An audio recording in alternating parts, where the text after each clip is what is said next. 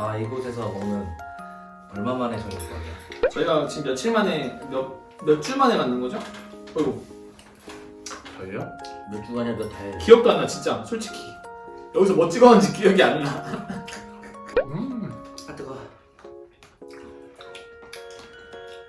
싫어요? 왜? 뼈인 줄 알고 먹었는데 파예요.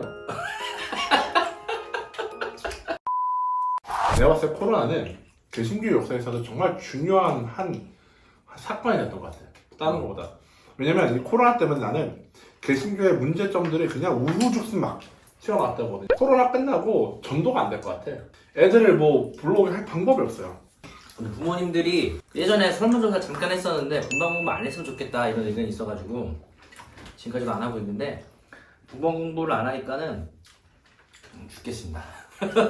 그 시간을 뭐 사실 시간 메우는 건 아니지만 대체 프로그램이 필요하니까 힘들어요. 그러니까 분방 공부를 저희도 아동부도 지금 안 한 지가 뭐 엄청 너무 오래됐죠. 한 2월 달에 하고서 그 이후로 이제 대면 예배 있을 때도 마다 이제 분방을 못 했으니까. 근데 분방 공부를 못 하면 뭐가 힘드냐면 사실 그 시간에 애들을 이제 그 분방 공부를 대체할 다른 프로그램을 이제 구상하는 것도 좀 어려움은 있지만 근데 사실 맘만 먹으면 뭐든지 할 수는 있어요. 전도사가 이제 뭐 게임을 하든 뭘 하든. 근데 제가 생각했을 때 제일 안타까운 점은 그 분반 공부라는 건 사실 어떻게 보면 선생님들이 이제 아이들과 뭔가 할 수 있는 그 선생님들의 역할이 두드러지는 게 분반 공부잖아요. 그렇죠? 근데 선생님들이 그 역할을 못 하시다 보니까 하실 수 있는 게 이제 축소된 상황이 좀 안타까운 것 같아요. 개인적으로는. 분방 공부가 지금 없어진 이 시점이 그러니까 다른 부서는 잘 모르겠어요. 유치원 사실 큰 타격이 없어요. 타격이 많아요. 그러니까 솔직히 말하면 뭐냐면 분반 공부가 사실 그냥 그 표면적인 의미만 보면 반을 나눠서 말씀을 공부하는 거잖아요. 사실 유튜브 아이들은 뭔가 말씀을 공부한다라고 하는 사실 그거보다는 그냥 우리 선생님하고의 그 따뜻한 어떤 교감이 위주였는데 이제 그거는 다 같이 언택트 활동을 해도 채워지는 부분이라서 이 선생님들에게 기대하는 게 막 이 아이가 십계명을 막 외우고 복음의 몰고 설명하고 이런 건 아니니까.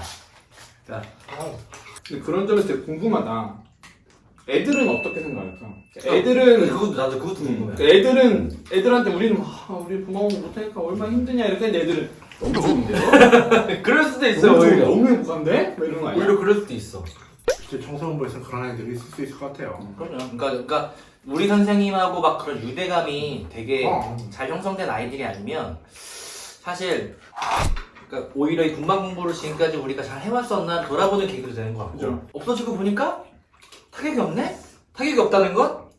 지금까지 역할을 수행하지 않았다라고 하는 것도 어떻게 보면 드러나는 거니까 많은 생각을 해보게 되는 것 같아요. 어떻게 보면은 분반 공부라는 형태를 그냥 뭐 그 형태에 대한 피드백이 없던 채 그냥 수십 년간 그냥 그 형태를 고집해온 그냥 고집도 아니야. 그냥 그게 너무 자연스럽게 항상 그냥 그것만 했던 이제 교회 분들은 처음으로 분반 공부를 안 하는 상황이 왔을 수도 있잖아요. 이제 그런 그때 이제 말씀해 주신 것처럼 거기서 만약에 뭔가 우리 예배가 진짜 되게 힘들고 어렵다는 게 이제 느껴지면은 이제 이게 분방 문제구나 이렇게 생각할 수 있는데 그게 아니면 또 우리 분방 공부를 왜 해왔지 약간 이렇게 될 수도 있는 거지. 코로나가 종식이 돼도 분반 공부 형태 말고 좀 다른 형태가 좀 나와야 될 필요성은 있겠다 이게 좀 사실 모델이 많이 나와야 돼. 생각이 좀 많이 들었어요. 사실 분반 공부가 솔직히 말씀드리면 저희 입장에서 되게 편해요. 편하지. 너무 좋아요. 왜냐면 예배를 어느 정도 하고 그 이후의 시간은 선생님들에게 맡기는 거니까 부담이 없는 건 맞는데 그 시간에 과연 정말 아이들이 성경을 막 알고 복음을 알게 되고 이런 일들이 있었나 생각해보면 사실 물음표가 생기는 부분이 된 거죠. 그 대면 예배로 오는 애들도 있지만 못 오는 아이들을 위해서 그 계속 영상 자료는 업로드를 하잖아요. 맞아요. 그러니까 제가 지금 고민하고 있는 부분은 대면 예배 드리는 아이들과의 교육과 비대면을 드리는 아이들의 교육이 이제 우리가 자칫 잘못하면은 그 교육의 방향이 좀 달라질 수가 있는 거죠.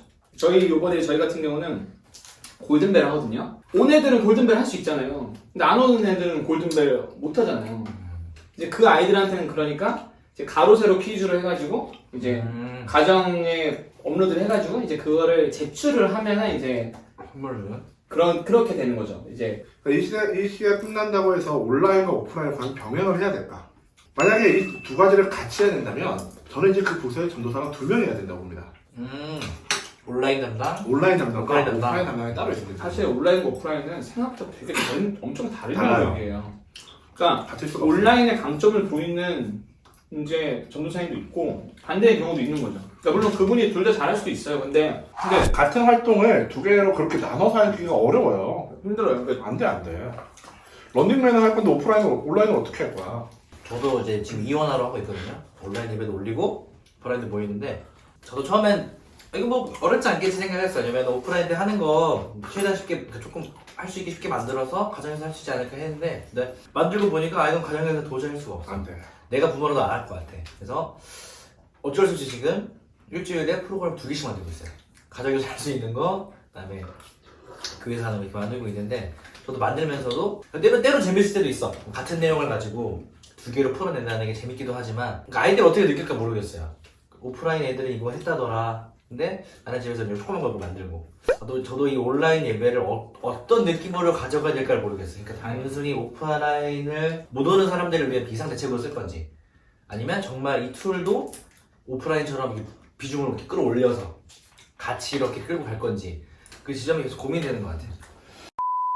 예배는 서비스를 넘어선 하나님께 이제 드리는 그런 예전적인 형태라는 걸 이제 느껴야 되는 예배하면서 이제 그런 차원에서 온라인도 물론 오프라인보다는 어렵지만 온라인도 최대한 그런 예전적인 그런 전달을 할 수 있게끔 이제 세팅하고 노력하는 게 반드시 거의 들어가야 된다고 생각을 하는데 봤을 때 지금 기존에 우리가 올려지고 있는 영상 자료들이 거기에 이제 초점이 되어져 있느냐를 놓고 보면은 거기서 이제 우리가 저는 사실 아이들이 어렸을 때부터 이 예배에 참여하는 경험이 되게 중요하다고 많이 느꼈거든요. 그래서 무릎을 꿇는 거, 손을 모아서 하는 거, 그리고 이제 헌금 바구니를 들고 나가는 거, 이 경험들이 되게 작아 보이지만 너무 소중한 건데, 그러니까 이것도 사실 아이들이 자주 못해요.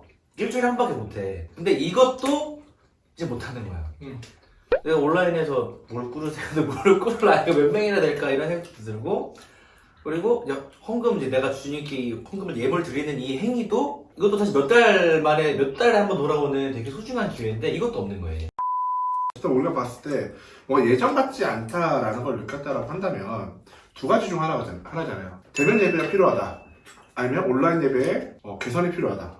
이 둘 중 하나라고 봐야 되는 건데, 그러니까 대면 예배로밖에 이것이 해결되지 않을 것이냐라고 생각하시는 분들이 생길 거고, 아니면 이제 뭐 어떻게 보면 온라인으로 이제 이걸 더 활성화를 해서 이 온라인을 좀 개선해서 그 사람이 해야 되겠다는 생각할 텐데, 저는 개인적으로 대면 예배밖에 줄 수 없는 것, 그러니까 대면 예배라는 표현보다는 우리가 서로 만나서 뭔가 활동했을 때 이루어지는 것들이 있다라고 저는 생각을 하거든요. 어쩌면 다양한 모델들로 우리가 개발하고 이런 건 좋지만, 과연 우리가 기존에 했던 그 전통성이라고 해야 될까요? 그런 것들도 한번 다시 고민해봐야 될 수 있다. 이제 시대가 바뀌었어요. 이제 이런 온라인을 할 수 있어요. 이런 거 새로운 거 주는 것도 좋은데, 다시는 원래 항상 기독교는 항상 그렇거든요. 초대교회로 과거로 약간 그 영적인 거에 대해서 한번 고민을 해봐야 될 그런 시기일 수도 있겠다라는 생각이 좀 드는 것 같아요. 온라인 예배를 우리가 만들 때 이렇게 막 일어섰거나 않거나 이런 순서들이 넣지만 넣어도 사람들은 이걸 왜 하는지 모르잖아요. 모르는 사람이 더 많을 것 같아. 왜 일어나지? 심지어 교동문을 왜 읽지? 이런 것부터 시작해서 사도신경은 왜 하는 거지? 그러니까 이런 정말 예배가 뭔지에 대한 교육이 안 돼 있는 거지. 작년들부터도. 어른들도 그냥 습관적으로 한 거고 그냥 하루에서 한 건데 어느 날 온라인으로 되면서 내가 집에서 앉아서만 했어. 편해.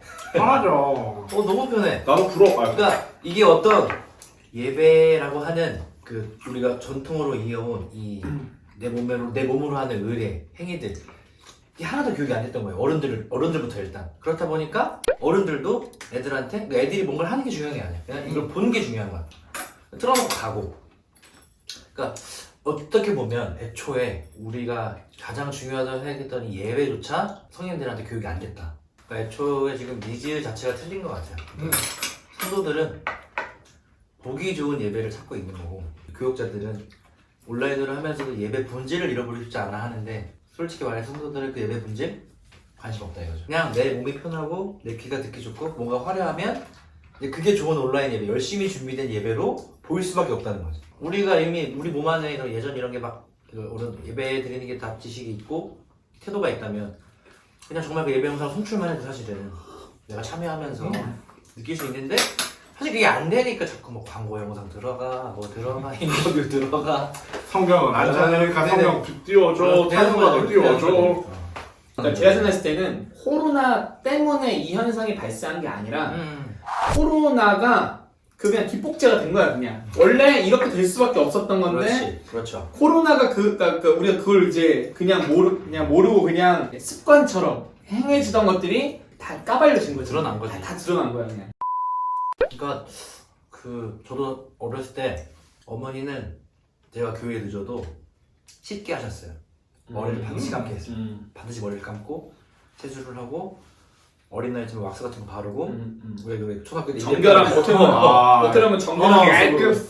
절대 이거는 안 하면 안 가서 출발 안 했어. 근데 이제 그거에 어렸을 때는 싫은데 왜 이렇게 느꼈던 게 지금 내가 생각해 보면 그러니까 그냥 주일이 오면 저기서 주일마다 아침에 샤워하는 게 습관이 됐어요. 어느새부터. 그러니까 그게 그냥 내가 단순히 오늘 하루를 상쾌하게 보내기 위해서가 아니라 이게 하나의 준비인 거야. 나의 준비. 주일을 보내기 위한. 근데 우리 아이들에게 이런 본인만의 그런 의뢰들, 본인만의 어떤 신앙의 루틴들이 있을까 생각을 해보면 사실 없다는 거예요. 전무하다는 거지. 그러니까 우리도 전도사로서 뭔가 아이들이 요걸 하는구나, 이 교회는 이걸 하는구나. 그러니까 이걸 자꾸 늘어지면 되는데 이게 없는 거예요. 그러니까 제가 그 어린이 캠프를 갔었을 때 목격했던 일인데 수식교회가 왔어요. 수식교회가. 근데 기도회를 했는데 그러니까 기도회를 시작을 했는데 어떤 교회에서 아이들이 손을 들고 기도를 하더라고요. 근데 저는 제가 얘기하고 싶은 거는 애들이 손을 들고 기도한다는 게 정말 굉장히 그 은혜롭다 이게 아니라 적어도 방금 얘기한 것처럼 그 교회는 그 아이들에게 그런 의뢰가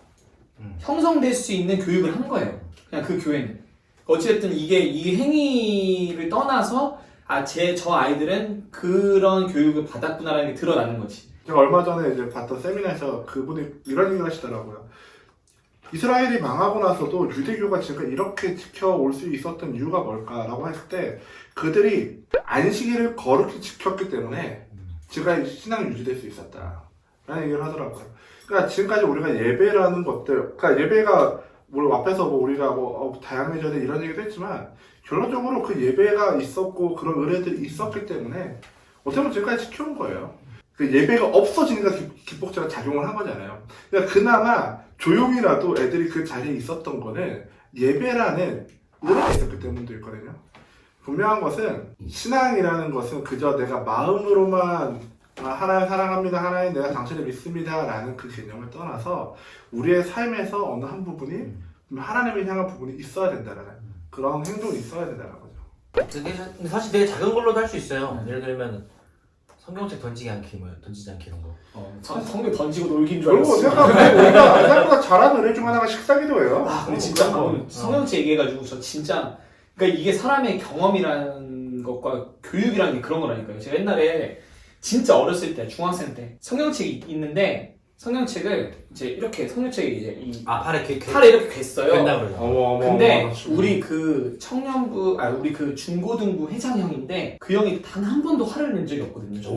정말 바른 형이었거든요. 근데 그 형이 뭐 하는 거냐고 지금.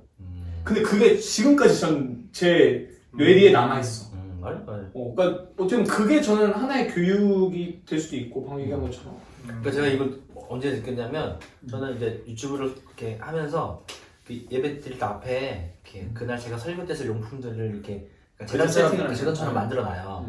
근데 어떤 애들은 절대 안 건드려요. 어떤 애들은 무조건 건드려요. 건드는 애가 건드려. 근데 그 차이가 뭘까? 그러니까 물론 그 애가 소극적이고 내성적이어서 안 할 수도 있겠지만, 그러니까 그 아이가 안 건드려서 잘했다는 게 아니라 이 건드리는 아이에 대한 교육을 내가 하는 게 맞을까 생각을 해봤는데 내가 하면 안 되는 것 같아요 오히려. 그래서 동의해요. 안 했거든요. 안 하고 나중에 기회 되면 말씀드리려고. 이 앞에 있는 물건들은 예배에 쓰이는 물건이기 때문에 아이가 만지면 안 된다고 가정에서 얘기해 주십시오라고. 그러니까 그게 맞는 것 같아요 저는.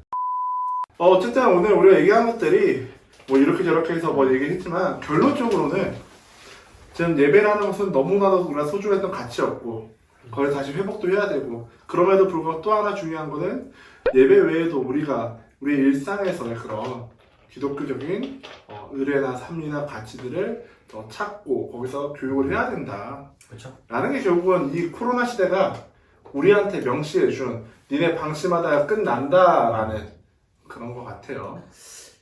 아니면 이제 정말 만약에 이거 진짜 하나님의 마지막 경고일 수도 있지 않을까. 근데 그런 걸 수도 있어요. 그러니까 난 그걸 동감해. 그러니까 왜 우리도 그 원래 내가 몸 여기가 되게 안 좋은데 의사가 말 안 해주면 원래 안 아팠는데 의사가 당신 여기 아파요 이러면 그때부터 아프잖아요. 그래. 괜히 코로나가 그런 거라니까. 아 우리 지금까지 잘못했구나.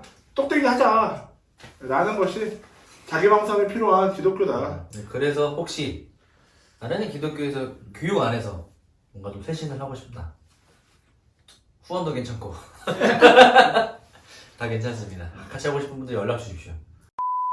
뭐 누구의 잘잘못 이런 차원이 아니라 우리가 다 같이 그럼 지금부터 다시 한번 좀 돌아보고 좀 부족한 부분을 먼저 한번 찾아보고 같이 만들어 가자. 어떻게 우리끼리 그러니까 합니까? 저희한테만 내년 10년을 준비하라 이렇게 하지 마시고 본인들도 저희의 10년을 같이 준비했으면 좋겠습니다.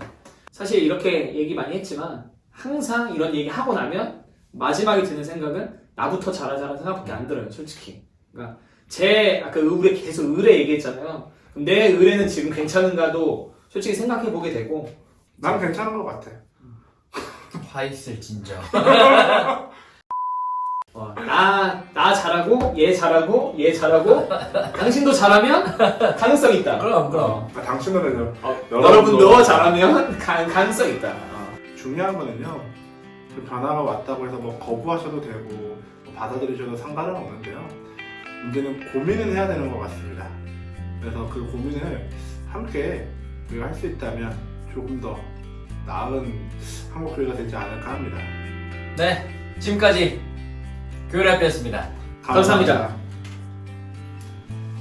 구독과 좋아요, 알림 설정.